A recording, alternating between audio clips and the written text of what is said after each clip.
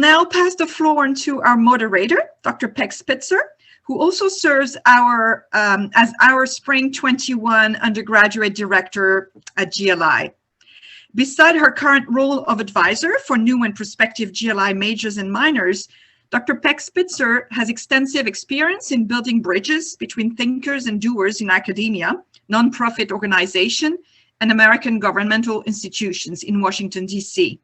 A scholar of international relations and Asian studies, Peg currently conducts research on women's empowerment and climate change adaptation in India. Peg, this is your turn. Thank you, Sophie. Thank you very much. Well, I'm delighted to be the moderator for this program because, as you can see, the students that we have representing the Sustainable Development Goals and sustainability, as Professor Passur mentioned, is really, really impressive. And so what I wanted to start off with is a general question for everybody, and then go to each person to ask very specific questions about their research. So the question that I want to ask for everyone, and I'll ask Maria and then Xiaoning and Fernie and Jess to answer separately, is how did you decide on the career path, the graduate work that you're pursuing? Do you have a particular experience, an aha moment that influenced your decision? Maria, what do you think about that? Thank you. I would say that I've had many small aha moments. I also went to undergrad at Stony Brook University, and I took advantage of so many different kinds of opportunities. And each time I, participated in something like a study abroad program or a field program, I said, oh, this is what I want to do. It's this. And then I would do something else and I would say the same thing. It's this. This is what I want to do. And what was happening is that I was learning something I like to do from each program. I studied abroad in Kenya, and of course I said, oh, this is what I want to do. I want to work in the deserts. And what I really liked about that was not just the deserts, but the field work. So when I did the semester by the sea in Southampton, and I did the field work, and I said, wow, I really, really love this subject of the oceans. Great, that's wonderful. Thanks, Maria. Xiaoning, what about you? How did you decide on your career path? And do you have an aha moment? I would say, kind of resonating with what Maria has said, along this track, as our hosts have been mentioning, the topic of sustainability definitely brings in a lot of disciplines and perspectives.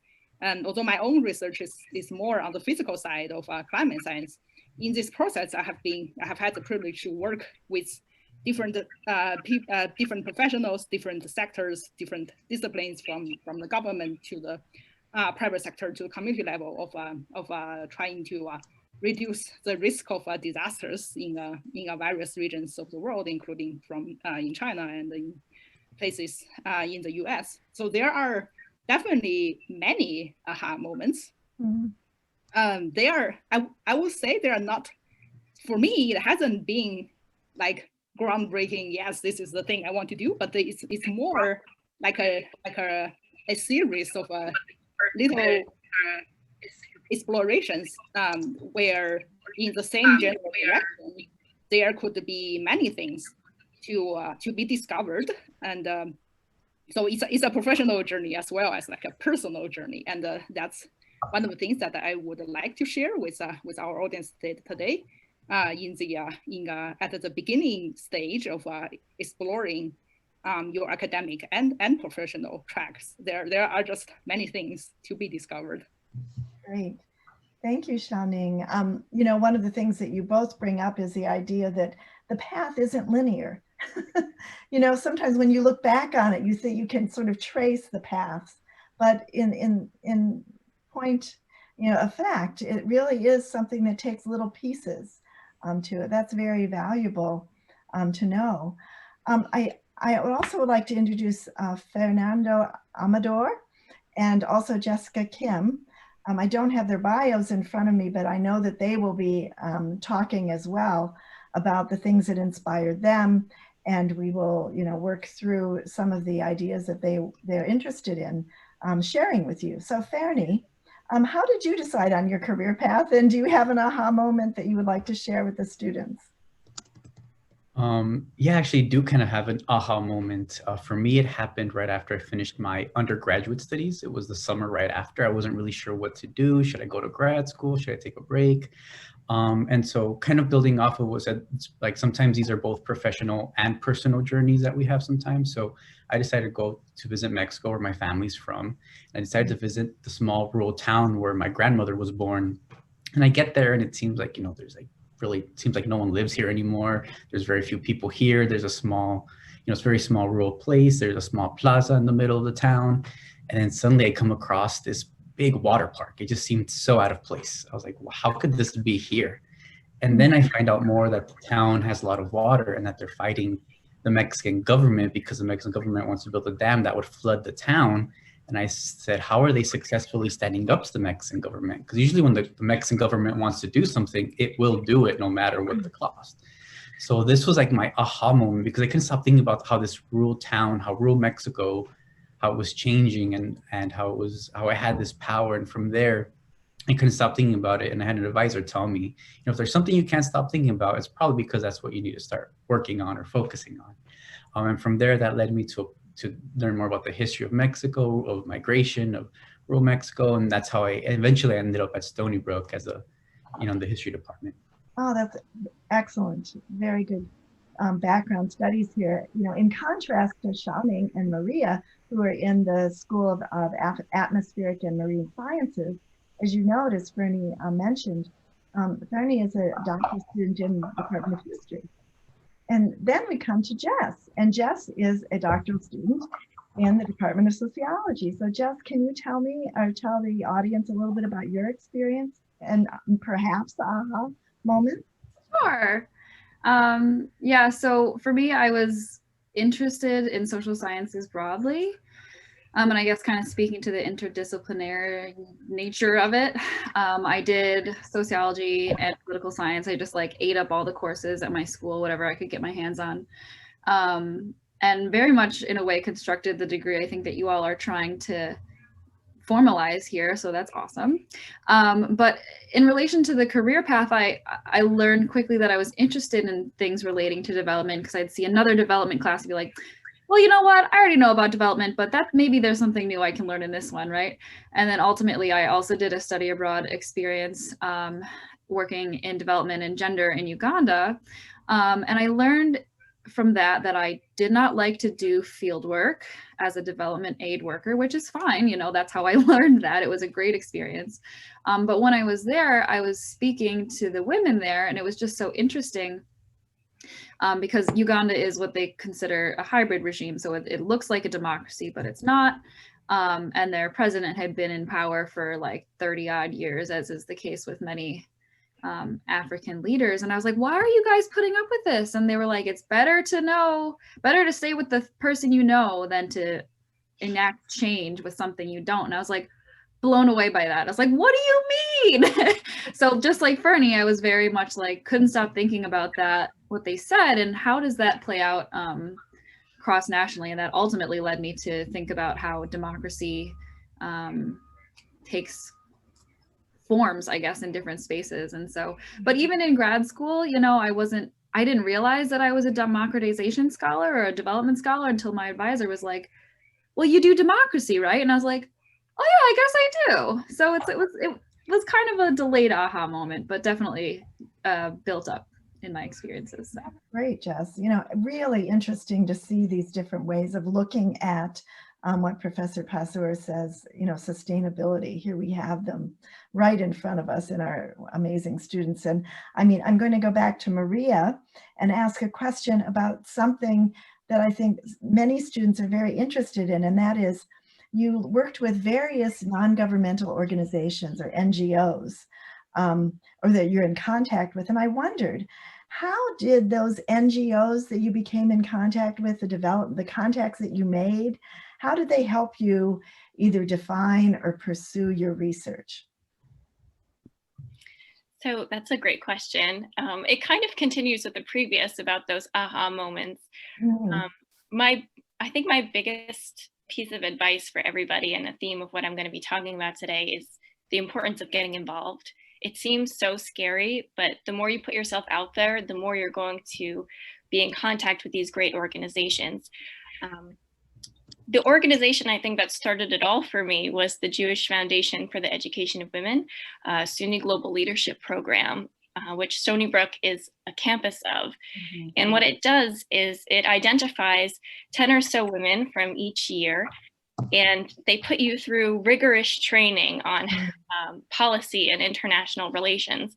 And you still keep your focus of what you want to do. So I was able to keep the ocean focused because it just so happened that I was doing the Semester by the Sea program and having my aha moment with the oceans while I was applying for this JFU program.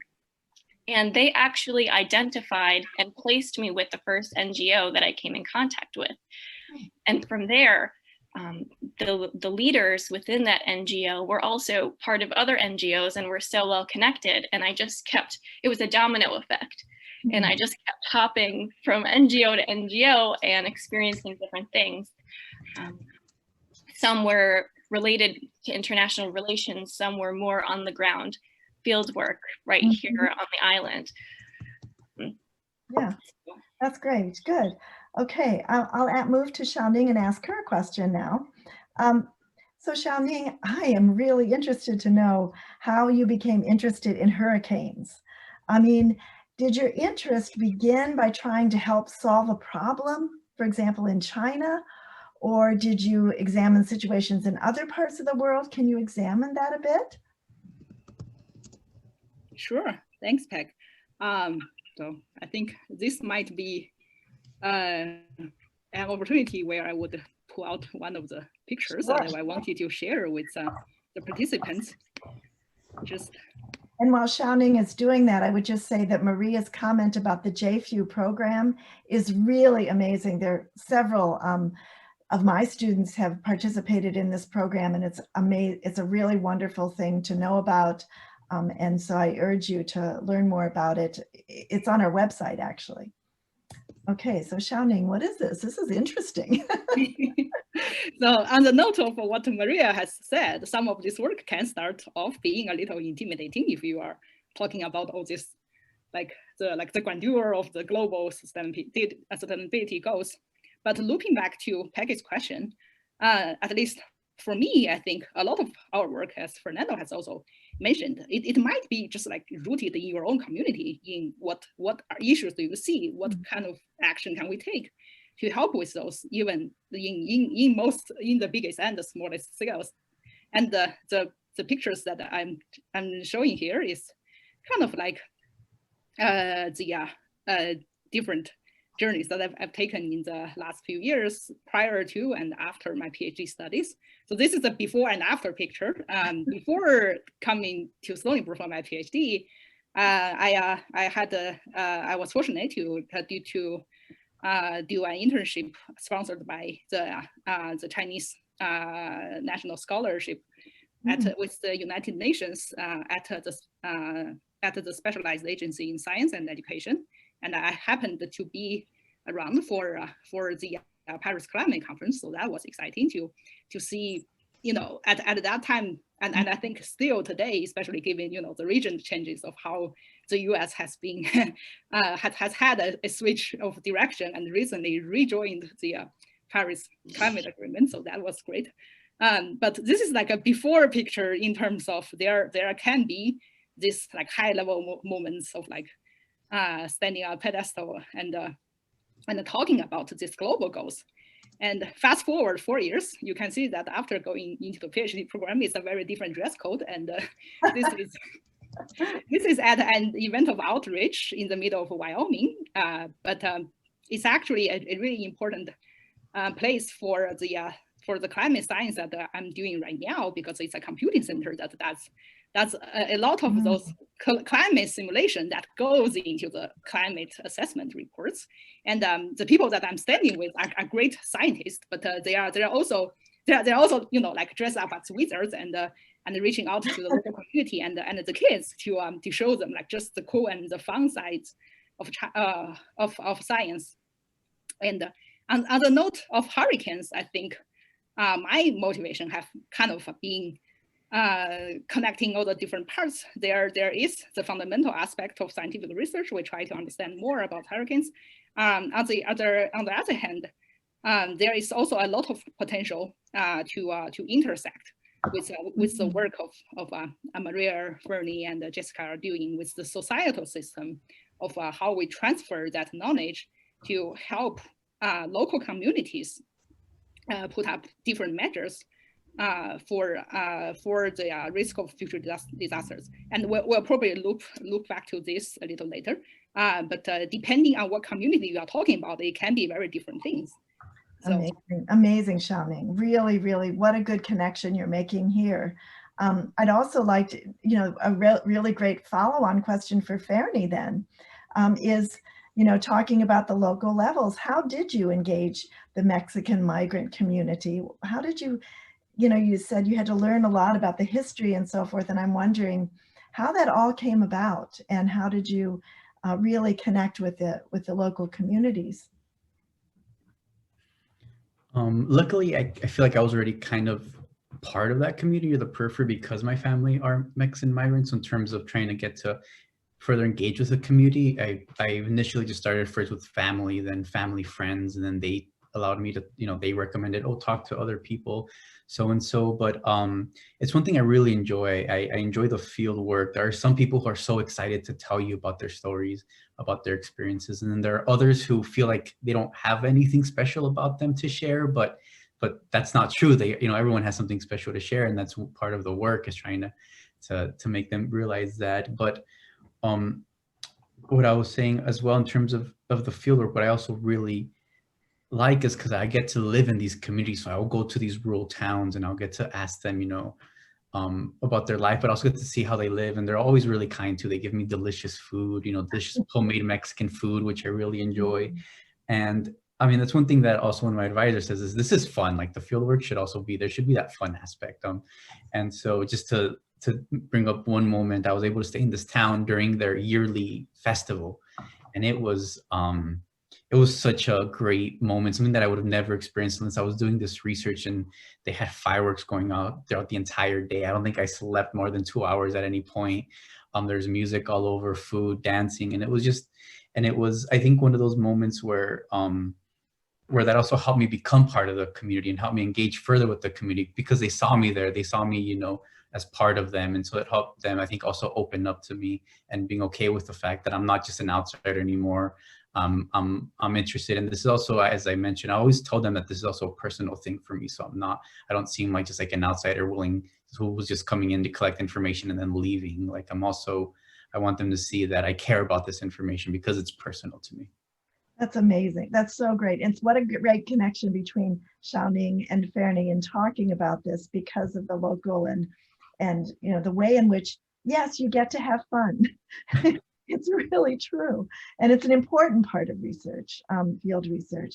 And I'd like to then turn to Jess, because Jess has a slightly different approach to this because she's looking at data in very fundamental ways.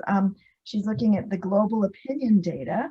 And I wondered, Jess, can you explain a little bit about what the global opinion data you used, as a researcher, as a sociologist, and how did you learn about it? And what are the limitations of that data? Yeah, so as Peg said, I'm more of a secondary data analysis kind of person. So I'm not out there, collecting data or interviewing people, but I evaluate existing data to understand trends in global public opinion. I specifically look at attitudes towards women, which, looks at this idea about gender equality as it relates to how people think about egalitarianism or traditionalism. Actually, let me share my screen real fast. Okay.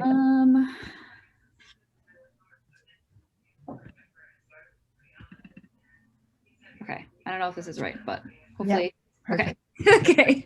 And so the data that I work with is called the World Values Survey.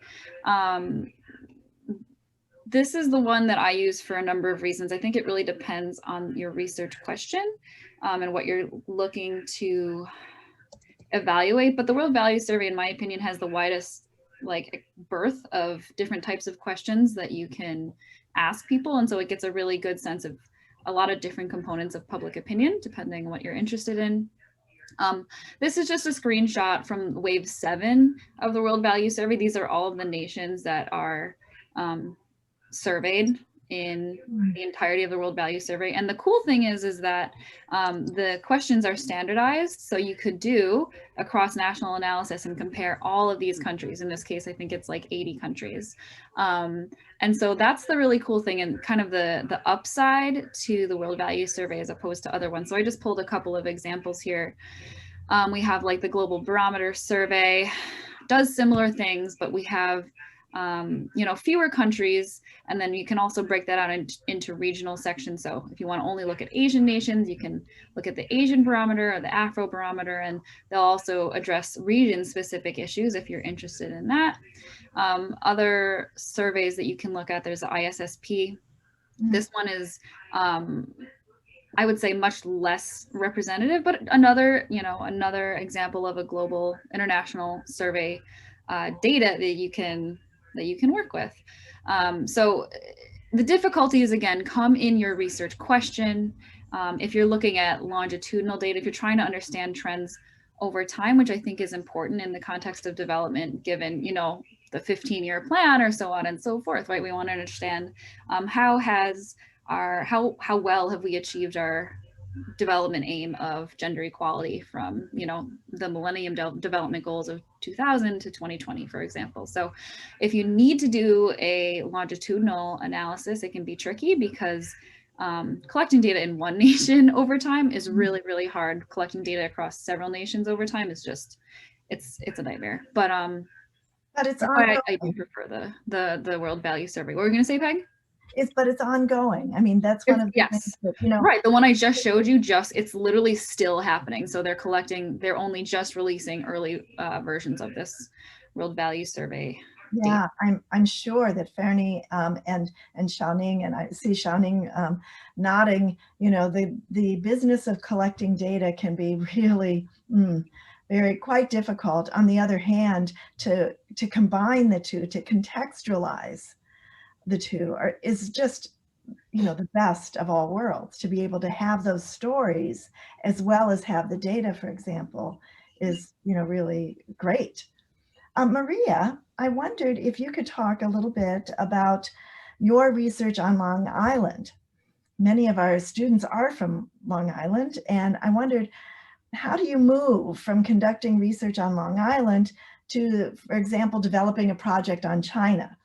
Do you use the same research skills that, for example, Fernie uses research skills and Jess uses them and Xiaoning? Do you use the same research skills? Can you explain that a little bit? Yes, I'm happy to. I'll also share my screen because I have some fun visuals. Hopefully this works. Okay.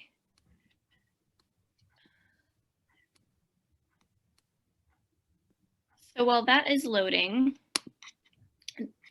one of the groups that I work closely with on Long Island is the Shinnecock Bay Restoration Program. And we have this very exciting field component that has not stopped in the face of COVID. We're doing everything safely, but we're continuing our restoration work. We're trying to improve the degraded water quality of Shinnecock Bay. One of the ways we do that is by planting filter feeders such as oysters and clams. So you can see these fun pictures. We even got a visit from a senator, if you're in on that meme. But the fieldwork is very fun. As far as how I am able to translate those skills, so not everything requires field work, and often in the policy context, I've not been in the field. I've been sitting in UN meetings or working with policymakers. It's a different kind of field work, but really what I guess I was even brought into grad school for was a very specific skill I had in map making. So I'm able to make maps from the data that we collect with the Shinnecock Bay Restoration Program, and I'm also able to make maps that can help policymakers identify, for example, where to place the next marine protected area. So this is an example of a platform that I put together based on research conducted by my lab. And, you know, scientists, policymakers, stakeholders, really anyone can sign on. You can see in green the areas of the ocean that are already protected. And there's a heat map, if you will, of areas that 10 global initiatives agree should be protected. So the darker the color, the more initiatives agree that that region should be protected. And it sounds like a very simple thing. And it kind of is in concept, but what this does is provide a great visual of the data that can be used as a tool in deciding what parts of the ocean to protect next. So I would say that if you enjoy doing something and you're looking to go into a particular field, maybe look at the skills, look on the job description. And if you see one that keeps coming up, maybe learn about it. Stony Brook does offer this map making minor if you're interested in something like this. But there are many other things that will help you translate from global to hyperlocal levels. Yeah, I see that very, very strongly. In fact, one of the students that I advised said, oh, I really like GLI 320, the course that she's taking now, because we're going to be doing some map work, some GIS mapping. And it's, this is really fundamental. It's the visual component as well as the way to see things over time. So that's really great. Xiaoning, I wondered, doing a little bit of comparison here, can you talk a little bit about disaster risk management and how it differs, say, in China versus the US? In other words, what can the two countries learn from each other? Sure, happy to answer that. During my master's studies, I had the opportunity to work on a pretty comprehensive project that very much touches on the local level for the purpose of helping local farms in an island in the middle of the South China Sea against the risk of landing typhoons, because that region located in the tropics is a region of rubber production. But it's also a region that's very susceptible to typhoons or the hurricanes in the Pacific. So so historically, there wasn't, well, the meteorological information sometimes is there, like say there's forecast of when a typhoon might be coming, but on the like say the farm level, there usually wasn't sufficient like say action-oriented information as for like what to do with it, what level of precaution to take, and particularly on the longer time, say what's the outlook going to look like in the next few years and the season.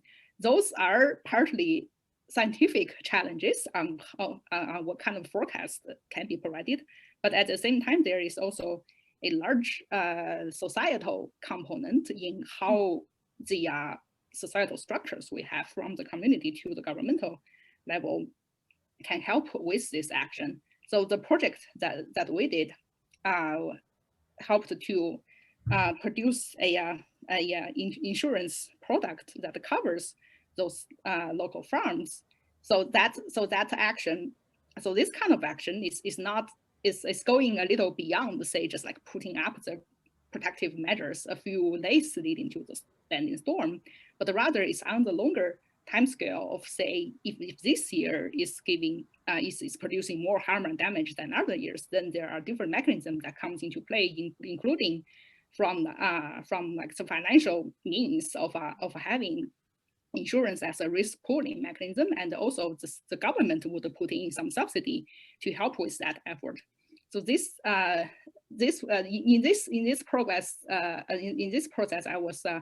I was able to see the very different dimensions to this question of what comes into climate risk is definitely beyond just the physical climate. And like Maria was saying about the map making, depending on where your community is on the map, they are going to face very different challenges. And that can, I think that applies not only in China, but in various places. Like Peggy was saying, we sometimes we can see the side-by-side contrast between, say, the China and the US, between the US and the Chinese system. There is like the geophysical factors of how many storms you get, but there are also a lot of differences in governments and the way that local communities are organized. I think more broadly, sometimes there are different contrasts in, say, developed regions and developing regions, kind of looking back to the story that Jessica was saying about the Uganda system. People would be like, some things that are taken for granted in one system might seem pretty outlandish in another. So that's also something important to consider. That's amazing. That's really, really interesting to know about, because there is an exchange that needs to occur in order to learn about what we're seeing in our own countries, to be able to put it up against what other countries are doing is really very fundamental. So that's great to know. And I also like the fact that here you are a scientist, both you and Maria in particular are, scientists, and yet you really understand and are very aware of the social and cultural frameworks within which, science is conducted. And Fernie, I wanted to ask you a little bit, because this is maybe a little bit unrelated to the SDGs, but I noticed that you had an interactive map on Mexican restaurants in New York City. And this is sort of interesting to me because it's a case study on the employment and the environmental challenges that are faced by immigrant communities. And I wonder, would you be able to possibly show the map and explain why you used this, the GIS mapping that Maria introduced, I believe, and the digital technologies to illustrate your points? Oh, you have to unmute though. There go ahead, sorry. Yes, let me share my screen. Let me see. The story maps are really amazing for this. Can everyone see? Yeah. So as you were saying, where Maria was looking at the oceans, we decided to look at tacos in New York. So yeah, kind of different, but yeah, so this project is actually led by Professor Lori Flores, also in the history department. And so we wanted to explore how the landscape of New York was changing, but looking at more of the food systems of people who work, at the restaurants, things like that. Especially once you start looking at the later half of the 20th century, because this is, as we were saying, when we're looking at this, we're looking at restaurants and food, but it's part of a larger history, larger historical processes. And at this time, especially, we see like a lot of cities are becoming what's maybe, I guess the term would be transnationalized. And we see, for example, Mexican migrants arriving because we have certain things that are pushing them out of their homeland, such as, the NAFTA policies. We have urbanization occurring in Mexico, for example, in Latin America, at the expense of the rural sites, forcing rural migrants to leave to cities across Mexico and the US. So, for example, and we have them changing, like we see here, the landscape, we see a lot more Mexican restaurants pop up, but even in other cases, for example, we see a lot of cities now like Dallas and Chicago, where Mexican migrants move in, they start changing the actual landscape. They start adding sidewalks because Mexican migrants like to walk more. For example, we see them also adding front yards and backyards, things like this that weren't in certain cities before.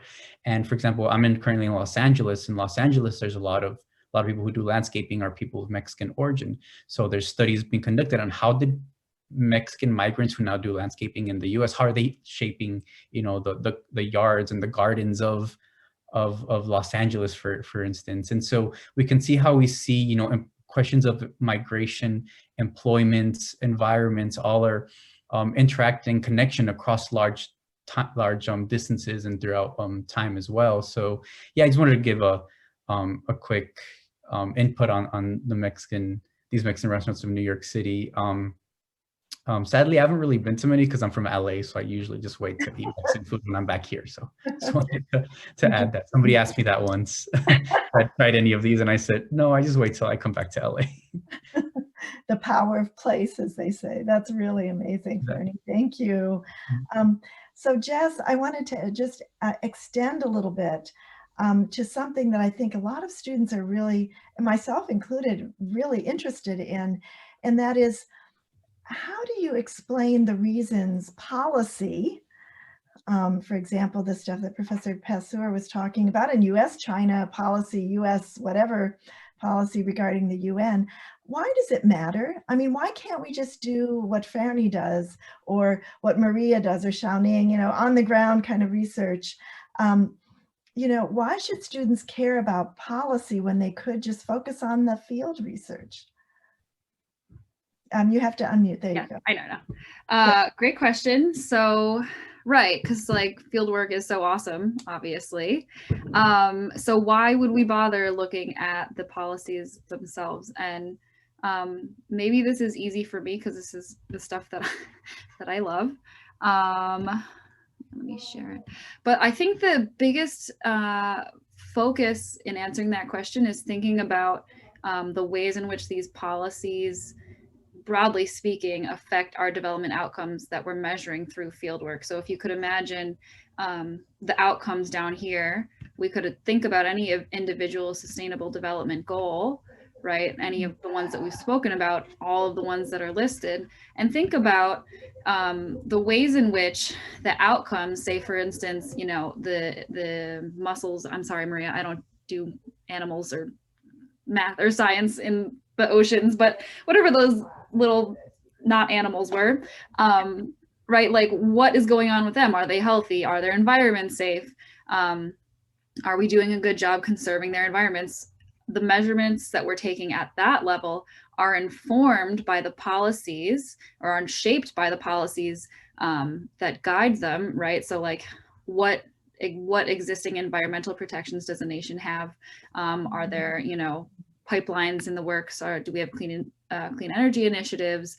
Are there fines for dumping, for manufacturing plants, things that are going to affect the outcomes that we'll ultimately measure? And then at the higher level of that even are the narratives, the norms and ideas that shape the policies themselves. And if you think about this process in relation to development outcomes in general, we have how we think of an idea, then we create policies to address that problem, right? So how we think about environmental issues affects how we shape those policies shape outcomes, those outcomes shape ideas. And so it's this iterative process in which policies are continually shaping the development outcomes that we see. And so it's super important to measure what's going on the ground through things like fieldwork, but it's also equally as important to understand the policies which shape it and produce, you know, these issues that we have. Well, and you know, that leads to questions of how could we be shaping policies to better address some of these issues, right? If Fernie finds, for example, that migrant policies in urbanization in Mexico is leading to, you know, problems for rural migrants, well, what policies set that into place and what ideas are dominating the shape of those policies? So that's my shtick. You could do that for really any field work you could imagine. So that's really very, very valuable to understand, as we see today, you know, how much these policies kind of drive the way in which people can, you know, act. So thank you. I'd like to just turn it over to you guys now. If you have questions that you would like to ask each other in the panel, if Professor Passeur would like to ask a question, or the audience would like to ask a question, what you can do is either, I think the best thing might be to let the panelists talk a little bit with each other, and then I will be monitoring the questions in the chat box and see if I can bring them to the fore, as you will. So would anybody like to kind of start off talking? You guys have done an amazing job, I think, of connecting your research with what other people on the panel are doing. So this is just, you know, sort of the icing on the cake, if you will. Can I make a quick comment? It's totally impressive, everything that you covered, your research and the variety of topics. So it just demonstrates how sustainability can, it's really truly a multifaceted discipline, and the practical aspect of it, and that's for all the students that will be also taking the course, is that sustainability skills and general environmental awareness becoming very, very marketable skills.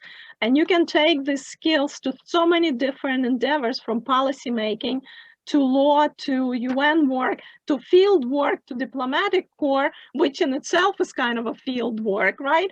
So I think it's just so appropriate. And now, as we are looking at sustainability studies, I think we're also giving our students an opportunity to develop really marketable skills.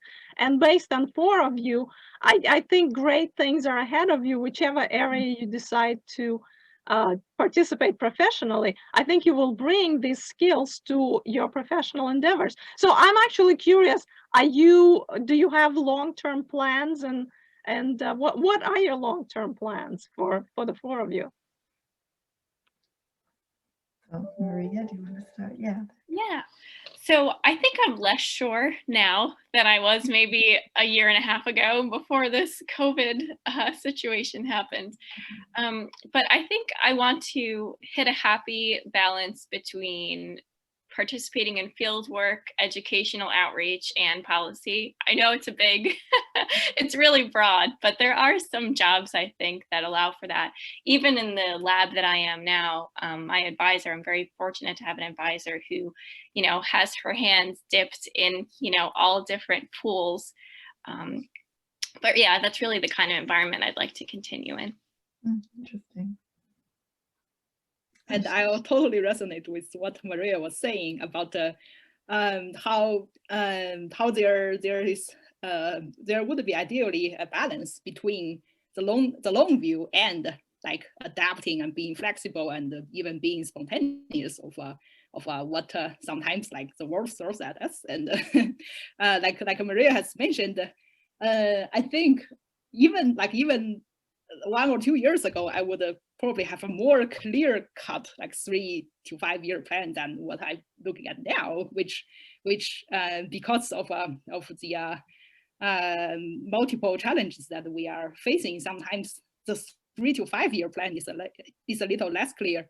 Nevertheless, what I do want to the general direction that I do want to keep going on is still to bridge the different aspects between the physical climate system and what the information or knowledge we can learn from the scientific investigation, and bring that into the societal action, into helping communities, informing governments, and informing citizens in the various actions that they can take in the face of the elevating climate risks, whether by a combination of mitigation and just different sorts of measures.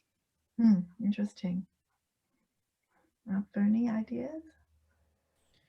Yeah, so for, I guess, looking at the future, first is definitely finish my dissertation. That's the priority. And after that, I mean, it's very difficult because part of me would like to continue doing the academic research, you know, field work, but I also have done a number of experiences working on policy. I was able to do some great things in Philadelphia and in New Orleans, and seeing the policy aspect, and especially coming from history. I've shared this saying before, that as a historian, we're good at pointing out problems, but never offering up solutions. So I was always like, part of me always wanted to break that mold, you know, try to figure out, you know, because I feel like as historians, we're always like, yep, we knew that was going to happen. Or of course, you know, it's happened before like that, and it's going to happen again like that. You know, history isn't exact, but it always rhymes, you know, history rhyme. I guess there's some saying like that. So I have tried to consider myself going into that policy route, but again, I'm still uncertain. I still am not too sure how or in what capacity I might do that. So everything's still open-ended. Interesting. That's great. Jess, ideas? I don't know if maybe I'm just more further along in my degree, probably, honestly, to say that I'm pretty set on what I'd like to do. So I'm boring and I just want to go into academia and be a professor and just do research forever. But I will also speak to the more applied side of things, because I think it's important to realize that if you do get your PhD in something like sociology, particularly right now, there is a huge demand for people who understand how the world thinks and how to think about the narratives and the social forces that are shaping human behavior. Think about our election this past few months. That is a sociologist's job. And so somebody in the globalization studies field, similar to what I do, you could work at a think tank or a nonprofit. People in my department have gone to work at the United Nations and work advising policymakers there. You could work for the CIA if you want. There's just so many avenues. Some people go work for Facebook and analyze data for a living. Google. Yeah, Google. Yeah, if you really want to sell out and make a ton of money, but maybe also sell your soul, that is the way to go for you. Whatever floats your boat. So anyway, just to say that, just because I'm going into academia doesn't mean that other people necessarily need to. That's there's so many other ways to use your degree that work in relation to a globalization framework. So. Yeah, you're so right, Jess. And don't forget, there is a huge universe, just as you pointed out, of think tanks and foundations and research institutions, not to mention the UN and the universe of policymaking on the government level. And as you know, the United States has many, many policy agencies and institutions that will everybody is looking at sustainability or an aspect of it. So I think don't be discouraged, because COVID will be eventually, it's going to be gone and you'll be able to go on locations and interviews. I think what you have learned and what you're doing in your research is very, very marketable. You just have to think very broadly and perhaps knock on doors that may not necessarily be the most common sense door to knock, but knock nevertheless. Yes, many ideas as possible. We often say that there are many ideas that are out there, and it's really important to explore those and go forward. And one of the things that you're doing in this panel, and things that you will probably find yourself doing in the future, is mentoring, because people need your advice. They need to know what your path was and how you've done things and so forth. So really, really great work to all of you for that. It's sort of like when you give, you get back. You may give so much and then you get back in spades. It's just life. That's wonderful. Does anybody else have any thoughts or questions or things that they would like to ask the panelists? Anybody from the audience, for example? I have a lot of questions that I can ask the our fellow panelists, but I would also like to have enough time for the audience. So I was wondering if anyone among the students who have like anything they want to ask further about. Well, I tell you what, why don't you ask, and I'll be monitoring the chat box, and if a question comes up, I would love. So we do have a question for the panelists. This is from Michelle. The work that all these individuals are doing, they're huge problems. And so what we're wondering here is how the panelists stay positive, optimistic, and trudge through the good work that you're doing. It's a really interesting question, especially in light of what's happening today. Anybody want to take a stab at that? I'll start off. So I have to admit, when I first started getting involved in these big issues, I was very hopeful. I was very naive in a sense. And I came in like, these are no-brainer policies. Everyone's going to get on board right away. I sat in on my first UN meeting and I was so shook. I could not believe, how slow-paced everything was, how many questions there were, and how much opposition. That was really my first learning experience. And that kind of also touches on why I am also trying to look for a job that balances these big problems that we're working on with, fun, small fieldwork endeavors. I also really enjoy outreach, like even what we're doing today, I think is a big part of outreach. And I like interacting with students. So those are kind of my self-care balances in this big system. I'm curious to hear what my fellow panelists have to say. Jess, you maybe unmute though. Do you have a there? No, I was saying Johnny should go. I don't care. I can talk.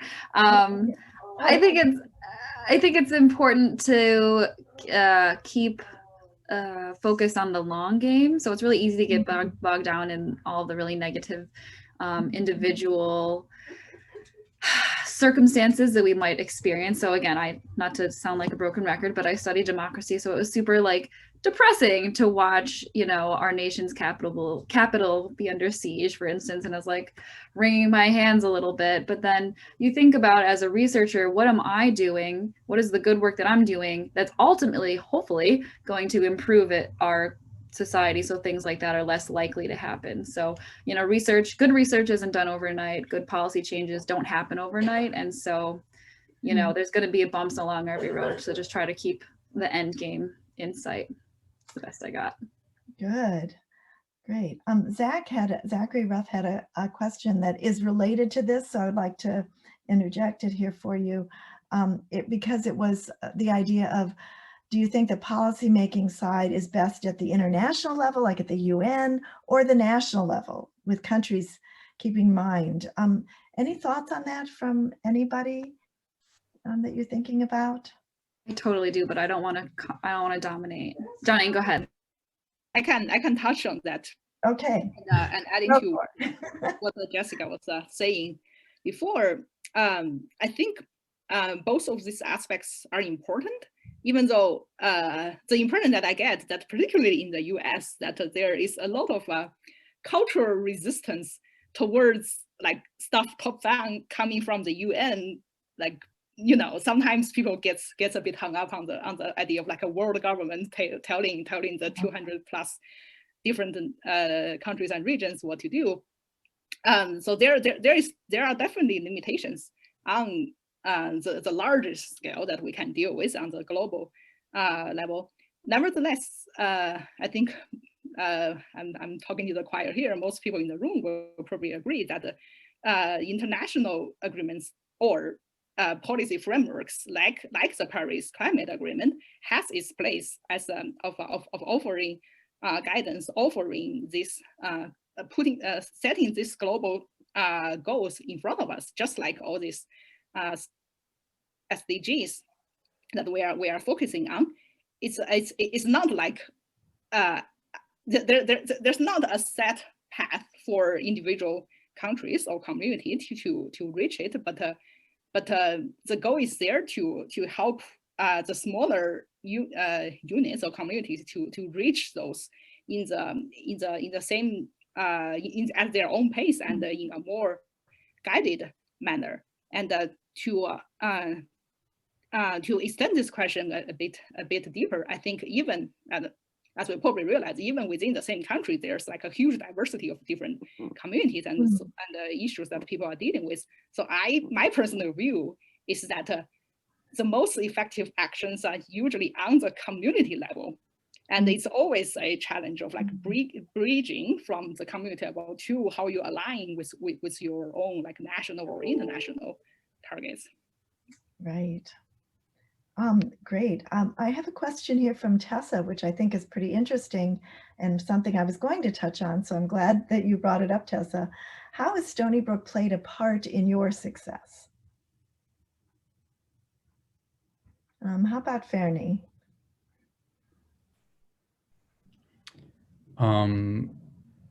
Well, it's I would say that in terms of one of the first thing that comes to mind is the mentorship aspect. I definitely feel that when I came into Stony Brook, well, at first I had, being from the West Coast, I knew of Stony Brook, but I didn't know where it was. I was like, I was like, I know it's somewhere out in the East, but I wasn't sure where.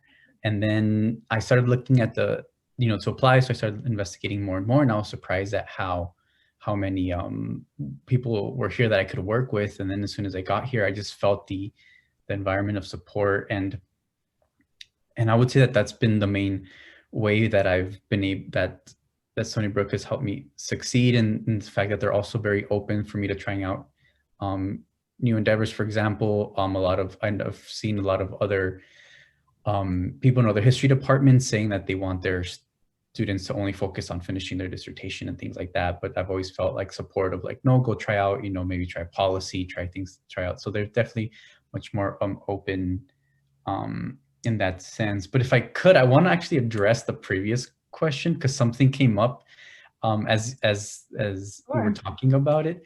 And I know I mentioned that historians don't really offer up solutions, but with this one, I would say as a Latin American historian, the one solution I would say is American intervention is never the answer. In fact, it probably usually leads to more problems, at least within the Latin American context. And this reminded me of something that I was listening to a panel on Bolivia.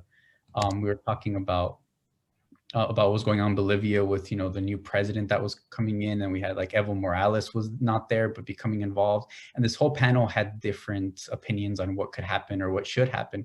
But the one thing they all agreed on was they just didn't want America to get involved in this and what was going on in Bolivia. So that's one thing that came.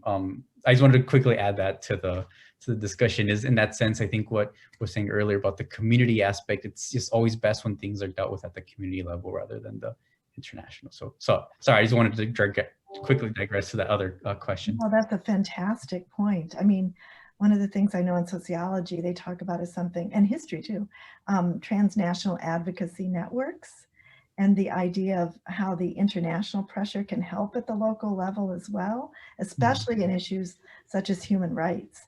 I wanted to actually, I missed a question from Adam, and I'd like to pose it, please. How do you all stay focused on what you're doing? Or how do you know what to do given the scale of problems in general? Boy, yeah, how do you do that? Xiaoning, I'm just... Sure, I can. I can take that. That's an excellent question. And I think that's a question that we probably deal with. I would say at every step of our career, the way that I see it is that this question does not necessarily get easier when you progress further, because you will be exposed to a whole other set of issues where you previously didn't even realize. But I will say that the way that I see it, I think most of us in like the university classes, you are familiar with this bell curve. But I would say that in terms of focus and also broadening out for especially the society impact side of things, I kind of see it as like a flipped bell curve, if you will. And we all need to, like everybody in this room, we have probably be very exposed to a very broad range of issue. But eventually, as you progress, it would probably narrow down. So some people are like able to do many things very well, and that's great for them. But maybe that's not true for most of us. Eventually, we will have some more progressively narrower focuses on your own discipline, or it can be like multidiscipline too. And eventually, your specific expertise might be relatively narrow, but you will still be able to broaden out and relate to all like the broadest extent of all the issues. Like some people might have a different shape of distribution. They decide to focus on something very narrow, and that's fine as well. They might be like the go-to person on this planet. But you don't have to do that. You can keep it relatively broad and still allow you to go deeper on the direction that you choose. Interesting. Maria, I'm just pulling this out of the air. Please feel free to chime in. I really agree with that. I think that was a great way of explaining that. I think if you found something that you want to focus on, don't let the little things stop you from focusing on it, because it's really easy, to pick I'll talk about myself for a sec. It's easy to pick one area of ocean science, and then you go on New York Times or National Geographic or something, and you see this other problem that's going to be the next big thing, and you're like, oh my gosh, should I switch? Is that what I should do? Is that more of a problem than what I'm working on? And you're never going to get to your endpoint that way. Yes, it's good to be flexible, but if you do know what you want to do, stick with it, follow it through, because there's always things that are going to come up. Great, great. Anybody else? I know something real Shani. quick. Yeah, absolutely. Yeah. So I guess speaking into what both of you say too, I think it's important to remember that like there's little fires everywhere and you want to put out every single little fire, but you just got to focus on your little fire, right? Because everybody's got their own. And it's super great that you're imagining that these things with, the scale of the problems are so big that they're interrelated.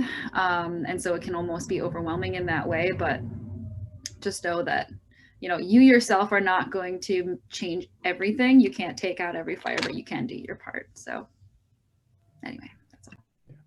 I want to add something really quickly in terms of also, we're talking about, I think also when you put out like, a little fires, but then also when in your own work, also acknowledging the little victories that you come across, because I think those are what really keep you knowing that you're on the right path, but also help you keep you motivated sometimes, especially because, we don't really get, like, student of the year awards, we don't, scholar of the year, we don't really see that acknowledgement. So when somebody says like, hey, good job on this presentation, or your report was great, or when somebody gives you even those little compliments, hold on to those little achievements, those little rewards, because those are honestly, I think for me at least, like they're like, they give me that little boost I need, and they let me know, okay, so like I'm actually doing something right, and I'm actually working on something. And I think those are very important to hold on, especially during the times when you're like just bummed out and you're like, man, what am I doing? Am I really making a difference here? Or is my work really worth anything?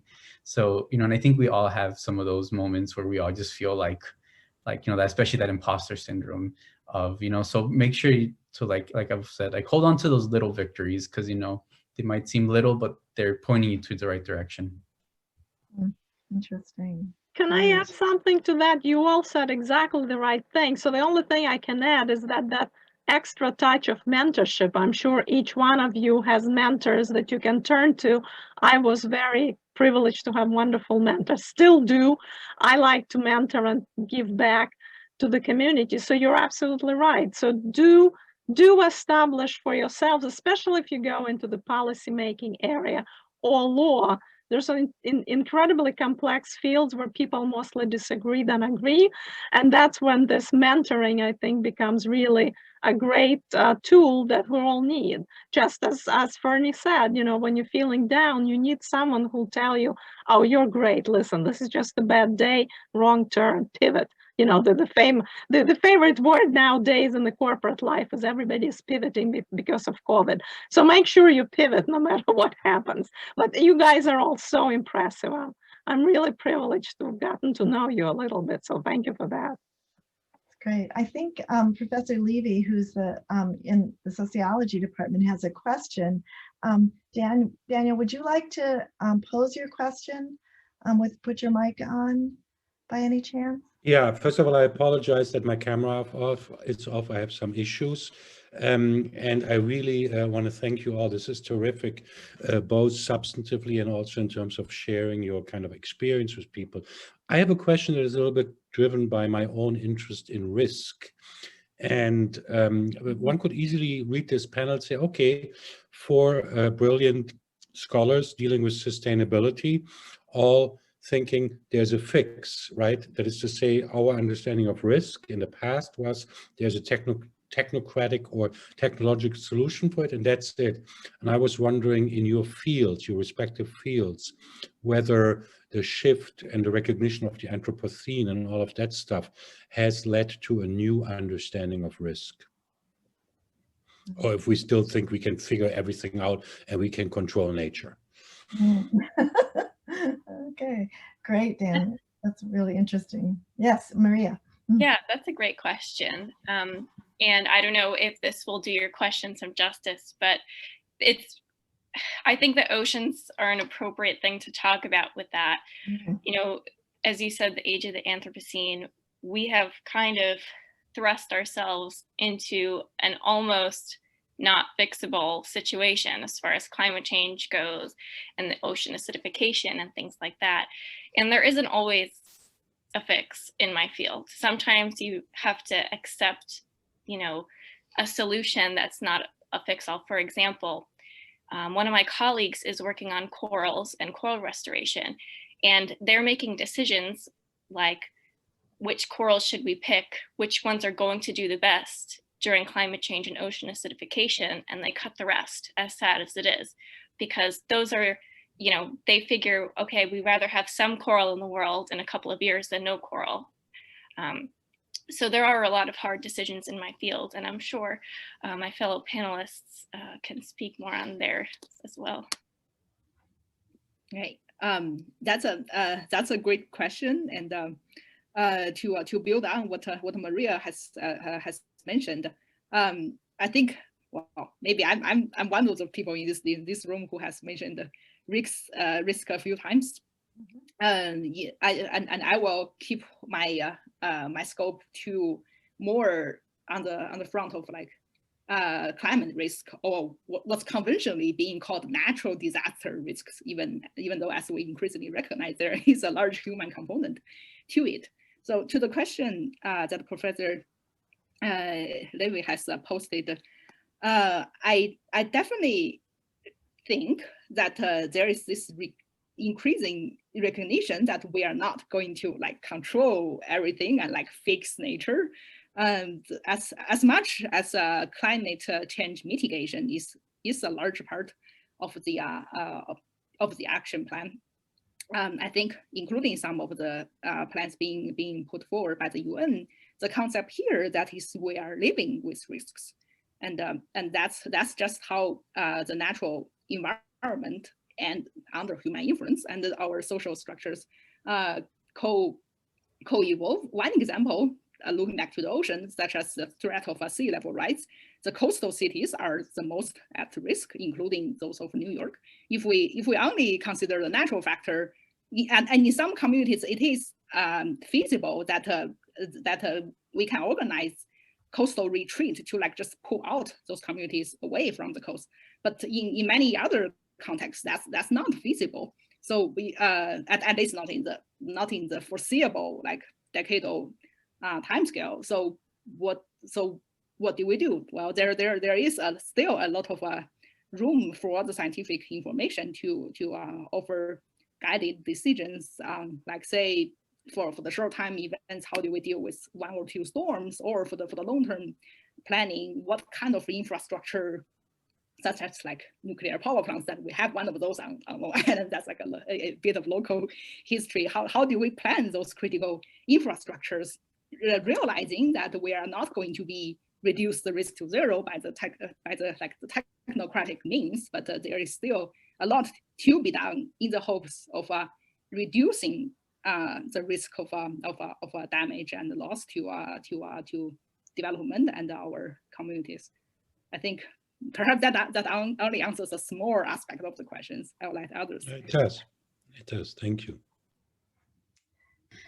Is it possible, can I add, like, I think to another component of Daniel's question, I'm sorry, Daniel, if I'm wrong about the way, the question you're asking, but I keep thinking about, like, this panel is about sustainable development. And so the idea being that, well, ultimately we're still aiming to achieve development, right? And Maria and Zhao-Ning have spoken a lot about environmental aspects, but in relation to social aspects, right? Things like inequalities and poverty and gender equality do we achieve a progress-oriented fix, or do we reorient the ways in which we think about what progress is, right? And so I hate to be the sociologist of the group and say, you know, the conventional development aims are always aimed towards capitalist ends, right? Improvement, growth, economic achievements, but what if we took a step back and reformulated? And I think that is what the Sustainable Development Goals intend to do, right? Sustainable development that doesn't that tries to, you know, achieve human well-being without without the cost of, you know, the negatives, I guess. But I think it is important to acknowledge the potential for these SDGs to kind of just become the same old, what Daniel calls technocratic progress-oriented fixes that we've been so accustomed to seeing. So that's my sort of negative Nancy version of it, but I think that's not to say that hope isn't lost, but no, it makes a lot of sense. I mean, there's also the issue of development with no growth, which is a concept that some people advocate, which is obviously problematic for all kinds of reasons. Yeah. Fernie, would you like to contribute or approach Daniel's question in that way?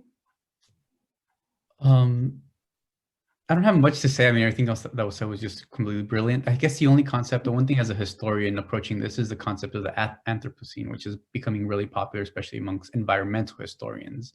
And my only issue with it, looking at, you know, this new age of the Anthropocene, is it sort of makes a blanket sort of big history, as though we all have this shared history together. And and I feel like it tends to overlook or ignore the fact that we don't all have the same historical narrative. We've all, you know, approach and contribute to environmental, for example, pollution differently, and people have felt the effects differently. So that's the one thing I thought of as we were all talking, but that's just my quick historical pitch with that. That's amazing. That's great. Well, I would love to carry on this discussion. It looks like, believe it or not, we're out of time. But I wanted to thank all of the panelists, and I really wanted to also thank Professor Sophie Leroy, because she is the movement behind this, and she brought us all together. And so please, if you could just join me in thanking Professor Leroy as well as the panelists. I think it's so wonderful to see you. And I hope that the conversations between, if you have any further questions, please let us know. We would be honored to answer and help direct you to answers that you might get from other faculty members at Stony Brook.